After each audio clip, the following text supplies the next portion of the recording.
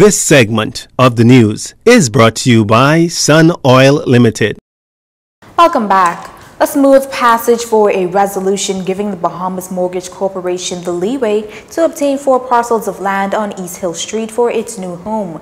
The 200-year-old building once housed the Ministry of Foreign Affairs, but the buildings to be extensively refurbished, a project entirely funded by the BMC.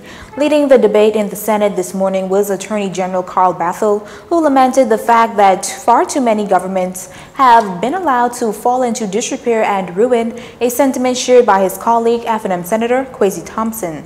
The government is extremely good at building buildings. That we could put a plan together, we could clear the land, and we could build a building, and we could make it beautiful, and we could furnish it, and we could do well. But one thing we are challenged with is the continuing maintenance program for the buildings. But there are ways and means, he said, of using technology to improve the maintenance of buildings. There are programs and platforms that could be used to ensure that each one of the government buildings are put on a maintenance schedule. And they can use this technology to the point where down to a science that says that if a building has been built within a certain time frame and has certain things in the building, that there's a scheduled maintenance program, and that scheduled maintenance program can be put into a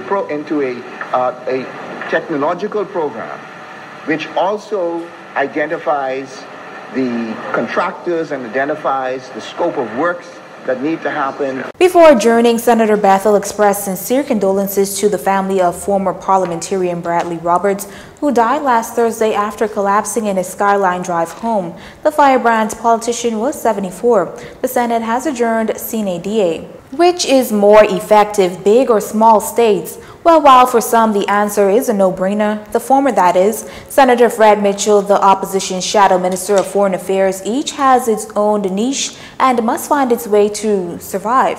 But whether big or small, he says each country has the right to way of life, culture, and to govern themselves, which should be respected. There is, though, the concern that tax dollars are being used to educate students to work in developed societies. And the developed societies don't accept that there is a moral obligation on their part to ensure that our smaller societies survive. When Joe Biden was asked this question when he met our leaders, and we said, look, our tax dollars are being used to do this, he said, well, I don't apologize for it. The United States wants the best and the brightest, and as long as they're able to come, we're going to take them. And I understand that. But we struggle to provide education. We struggle to provide health services. Our nurses, for example, as soon as they're trained in our systems, are gone to the developed countries because we can't compete with salaries. So it seems to me that in the international world order, there ought to be some thought about rebalancing in that area. Senator Mitchell finds that what helps small countries like the Bahamas is branding. That, again, gives a way for a small country to project itself across the world stage and use that as leverage to accomplish its goals, to make itself more effective.